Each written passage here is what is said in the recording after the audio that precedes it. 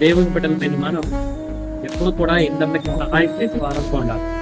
పరిశుద్ధ గ్రంథంతో యేసయ్య మాట చెబుతూ ఉన్నాడు. లూకా రాసిన సువార్త 10:27 అతడు నీ దేవుడైన ప్రభువును నీ పూర్ణ హృదయంతోను, నీ పూర్ణ మనసుతోను, నీ పూర్ణ శక్తితోను, నీ పూర్ణ వివేకముతోను ప్రేమింపవలెననియు నిన్ను వలె నీ పొరుగు వారిని ప్రేమింపవలెననియు రాయబడి ఉన్నదని చెప్పండి. మనం దేవుణ్ణి స్తుతించి ఆరాధించడమే కాదు, మనం ఎల్లప్పుడూ కూడా మనల్ని, మన దేహాన్ని, మన కుటుంబాన్ని ఎలాగైతే ప్రేమించుకుంటామో అలాగనే ఇతరులను ప్రేమించాలని దేవుని వాక్యం సెలవిస్తామని.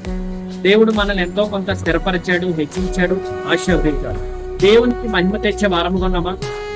దేవుని నామానికి మహిమ తెచ్చే ఆరాధన చేసే వారముగా కాకుండా ఇతరులని ప్రేమించి ఇతరులకి సహాయం చేసే వారిగా నీవు నేను ఉంటూ ఉన్నామా లేదా? దేవుని వాక్యం చెప్పు, నిన్ను వారిని ప్రేమించమా అంటే దేవుడు మనకి ఇచ్చిన దానిలో ఇతరులకి సహాయం చేయాలి.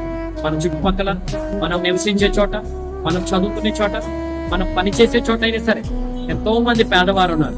దినదినం ఆహారం లేని వారు అనేక మంది మనకి కళ్ళకి తారసపడుతూ ఉంటారు. మరి నీవు నేను ఎప్పుడైనా సహాయం చేసామా? దేవుని ప్రేమను పంచాలి.